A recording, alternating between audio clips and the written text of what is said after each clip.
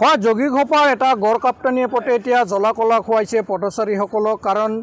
বালাপাৰাৰ পৰা চলন্তাপাৰা হোৱা যিটো পথ আৰু এই পথটোত দীৰ্ঘদিনৰ পৰা যি মেৰামতি নকৰাৰ ফলত বৃহৎ বৃহৎ গাঁতৰ সৃষ্টি হৈছে আৰু সঘনাই এই পথটোত দুৰ্ঘটনা সংঘটিত হৈ আহিছে কিন্তু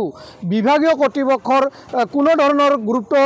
নোহোৱাৰ ফলত এতিয়া জয়ী হৈ গৈছে এই পথটো মোৰ সতীৰ্থই দৃশ্যাংশ দেখুৱাইছে যে কিদৰে এই পথটো জয়ী হৈ গৈছে কাৰণ দীৰ্ঘদিনৰ পৰা এই পথটো মেৰামতি নকৰাৰ ফলত এইদৰে জয়ী হৈ গৈছে কাৰণ এই গড়কাপ্তানী পথটো বালাপাৰা পৰা এদি চলন্তাপাৰা হৈ এই পথটো আৰু পথটো অতি ব্যস্তনীয় পথ প্ৰায় দিনত হাজাৰ হাজাৰ যান বাহন এই পথেৰে অহা যোৱা কৰে যাৰ ফলত এই পথটো বৃহৎ বৃহৎ গাঁতৰ সৃষ্টি হৈছে আৰু সঘনাই ইয়াত দুৰ্ঘটনাৰ পতিত হোৱাৰ খবৰ পোৱা গৈছে আৰু স্থানীয় ৰাইজ কিন্তু আজি ওলাই আহিছে মোৰ সতীৰ্থই দৃশ্যাংশ দেখুৱাব স্থানীয় ৰাইজ ওলাই আহিছে তেওঁৰ পৰা কিছু কথা জানিম কি ক'ব যিটো পথ বালাপাৰাৰ পৰা আপ টু চলন্তাপাৰা যিটো গড়কাপ্তানীয় পথ বৃহৎ বৃহৎ গাঁতৰ সৃষ্টি হৈছে সঘনাই দুৰ্ঘটনা হয় কি ক'ব হয় আমাৰ বৃহত্তৰ জয়ীঘোপা অঞ্চলৰ যিটো পথ চলন্তাপাৰা পৰা পালেইতল হৈ বালাপাৰা অহা যিটো ৰাস্তা সেইটো সঁচাকৈ বৰ বেয়া ৰাস্তা হৈ আছে সদাব্যস্ত এটা পথ হাজাৰ হাজাৰ গাড়ী ইয়াতে চলে প্ৰতিটো দিনে যিটো অৱস্থা ৰাস্তাটো জহি হৈ গৈছে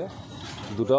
ৰাস্তাৰ কাষেৰে যিটো সাইড বাম দিব লাগিছিল সেইটো হয়তো ইয়াৰ আগতো আমি কেইবাবাৰো কৈছিলোঁ বা প্ৰতিবাদ কৰিছিলোঁ কিন্তু তেনেকুৱা ধৰণৰ কোনো সহায় আমি জিলা প্ৰশাসন বা জনপ্ৰতিনিধি বা চৰকাৰখনৰ পৰা পোৱা নাই আমি অনুৰোধ জনাম জিলা প্ৰশাসনক বা জনপ্ৰতিনিধিসকলক তেখেতসকলে যাতে আমাৰ এই ৰাস্তাটো অতি সোনকালে মেৰামতি কৰি দিয়ে তাৰ বাবে আমি তেখেতসকলৰ জৰিয়তে চৰকাৰখনকো অনুৰোধ জনাম যে সদাব্যস্ত এটা পথ সদায় আমি এইখন ৰাস্তাৰে বাৰম্বাৰ যাবলগীয়া হয় বহুত গাড়ী এইখন ৰাস্তাৰে যাবলগীয়া হয় স্কুলৰ ল'ৰা ছোৱালীবিলাক যাবলগীয়া হয় কিন্তু যিটো ৰাস্তাৰ অৱস্থা ইয়াতে কেতিয়া কি দুৰ্ঘটনা ঘটিব তাৰ কোনো নিশ্চয়তা নাই গতিকে আমি অনুৰোধ জনাম চৰকাৰখনক যাতে অতি সোনকালে আমাৰ এই সদায় ব্যস্ত থকা ৰাস্তাটো যাতে সুন্দৰভাৱে মেৰামতি কৰি দিয়ে আৰু বৃহত্তৰ অঞ্চলৰ ৰাইজৰ যাতে উপকাৰ হয় তাৰ বাবে আমি চৰকাৰক অনুৰোধ জনাম ধন্যবাদ এজন আছে তেওঁৰ পৰা জানিম কি ক'ব এই বৃহৎ বৃহৎ গাঁতৰ সৃষ্টি হৈছে মেৰামতি নকৰাৰ ফলত কি হয় আচলতে দুৰ্ভাগ্যজনক কথা বিয়াগম এটা বিভাগ থকাৰ স্বত্তেও এই ৰাস্তাটো যে মেৰামতি কৰা বিগত ৫-৭ বছৰ ধৰি এনেকুৱা জৰাজীৰ্ণ হৈ আছে বা ৰাস্তাৰ লগত ছাইড বাম্পটোও নাই বিয়াগম বিভাগটোতো কামে নাই তাৰ লগত যিখিনি আমাৰ স্থানীয় জনপ্ৰতিনিধি ক'বলৈ গ'লে আমাৰ দুজন বিধায়ক আমাৰ কিন্তু ভাগ্যটো ভাল দুজন বিধায়ক পাইছোঁ কাৰণ সমষ্টি ডিলিমিটেশ্যন হোৱাৰ পিছত আমি আগতে প্ৰদীপ চৰকাৰক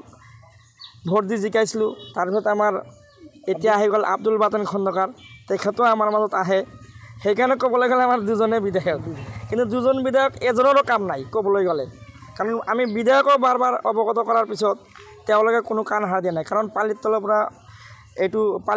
আপ টু চাপৰলৈকে এইটো ৰাস্তাত সদায় ব্যস্ত থকা পথ হাজাৰ হাজাৰ গাড়ী অহা যোৱা কৰে কিন্তু বিধায়কৰো কাণ সাৰ নাই আমাৰ MP মহোদয়ৰো কোনো গুৰুত্ব নাই MP মহোদয় কেইবাবাৰো এইখন ৰাস্তা দি আহিছে যান জঁটৰ সন্মুখীনো হৈছিল বা বিধায়ক মহোদয় অহা যোৱা কৰোঁতে কেতিয়াবা যান জঁটৰ সমস্যাৰ সন্মুখীন হয় বা সৰু সুৰা দুৰ্ঘটনা এই ৰাস্তাত সঘনাই হৈ আছে কিন্তু দুৰ্ভাগ্যজনক কথা জনপ্ৰতিনিধিৰ লগত চৰকাৰৰ কোনো কাণ সাৰ নাই গতিকে আমি চৰকাৰক অনুৰোধ জনাইছোঁ অতি শীঘ্ৰেই এই ৰাস্তাটো সুব্যৱস্থা কৰি ৰাইজক অহা যোৱা কৰি দিয়া যাতে সুব্যৱস্থা কৰি দিয়ে